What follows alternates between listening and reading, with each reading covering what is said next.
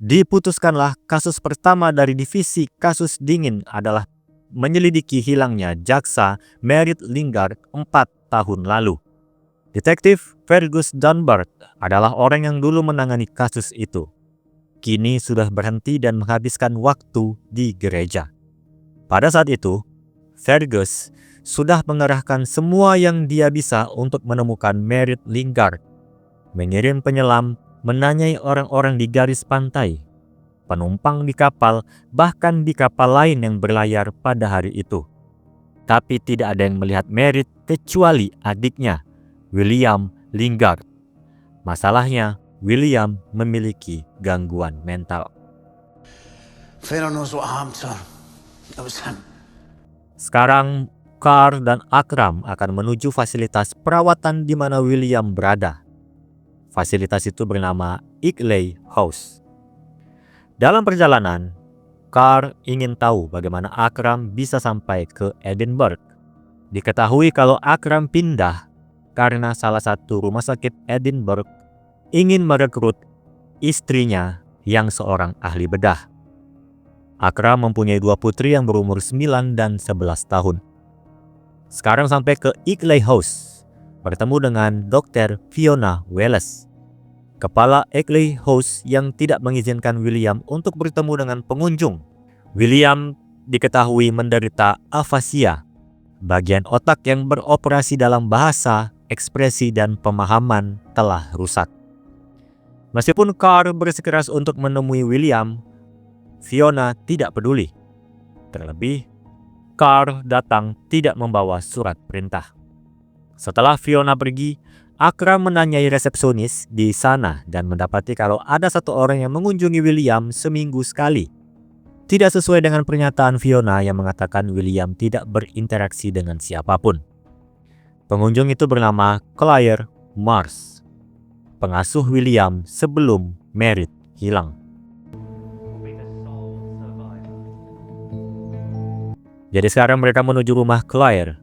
Di sini Claire tidak percaya dengan tempat William sekarang dirawat. Saat Merit hilang, William berada di panti sosial dan ditemukan oleh Fiona. Fiona mendengar soal William dan ingin mempelajari di klinik pribadinya. Itu karena William tidak difabel sejak lahir. William kecelakaan pada umur 16 tahun, mengalami trauma kepala yang serius. Mary tidak menceritakan pada Claire kecelakaan apa yang dialami adiknya itu. Seminggu terakhir sebelum Mary hilang, hari-hari seperti biasa bagi Claire. Hanya saja saat Mary dan William pergi menaiki kapal feri, Claire tidak diberitahu. Dia datang ke rumah, sudah tidak ada orang. Mary tampak gelisah menangani satu kasus, tapi Claire sudah sering melihat itu. Kasus Graham Finch, kasus yang dilihatkan pada episode 1 di mana Merit kalah dalam kasus itu.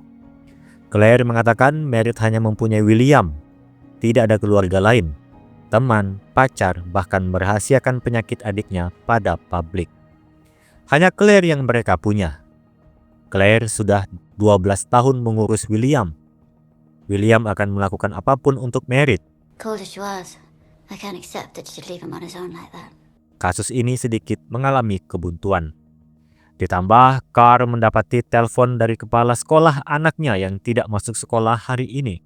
Carr pun kembali ke rumah, mendengar suara pertempuran Jasper dengan teman wanitanya. Martin, pengasuh Jasper, mengatakan itu sudah yang ketiga kali dalam 20 menit. Beberapa saat setelahnya, Jasper dan teman wanitanya keluar dan langsung pergi tanpa berbicara panjang dengan Carr. Hell. Well, I'll see you there. Pindah ke sisi Akram, dia disuruh Carr untuk mendapatkan data mengenai Merit kepada Rose. Rose sendiri mengingatkan Akram untuk tidak terlalu dekat dengan Carr Mork. Diketahui kalau Rose dulu pernah menjadi anak buah Carr sebelum Carr ditembak. Lalu kenapa Rose sekarang ditempatkan di bagian administrasi? Tampaknya Rose memiliki sedikit gangguan mental. Itu dilihatkan saat setelahnya ketika Rose bertemu Moira di toilet. Rose meminta Moira memasukkannya lagi untuk menangani kasus dan sudah minum obat untuk mengendalikan gangguannya.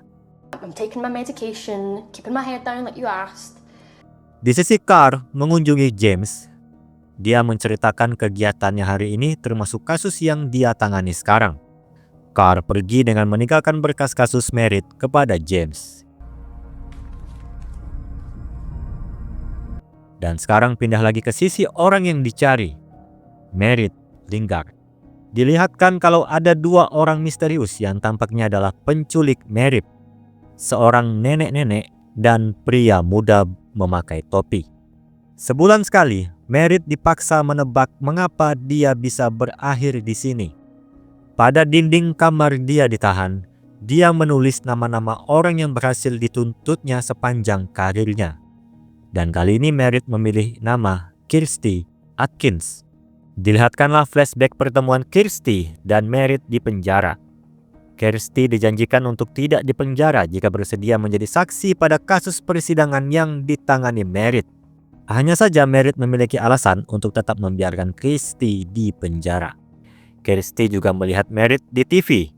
Kirsty mengaku kalau mengenal istri Graham Finch dan ingin meminta jaminan bebas dari penjara jika Merritt ingin informasi itu. Namun tetap saja Merritt menolak karena merasa Kirsty berbohong.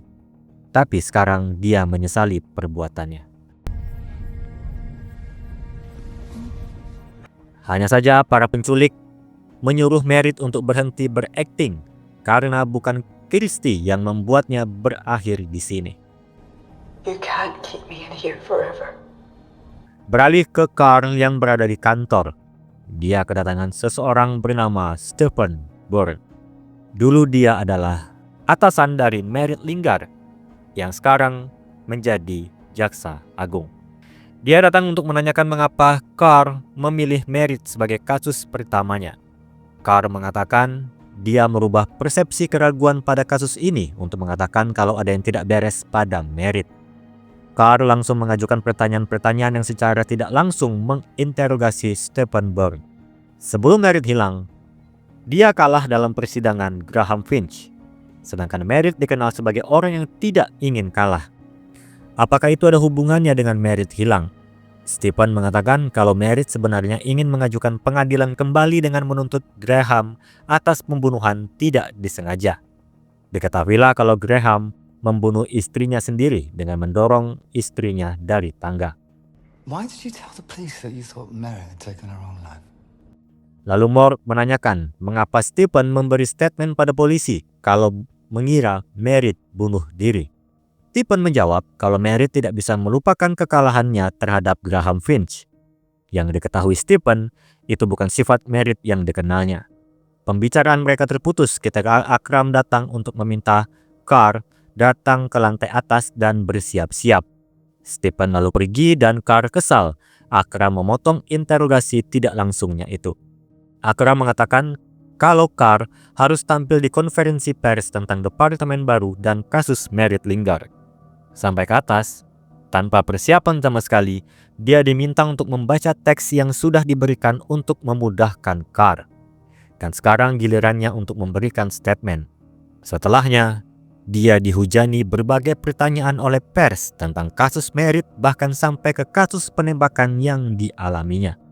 If it's true that you and D.I. Hardy knew the victim. Carr lalu mengalami serangan panik.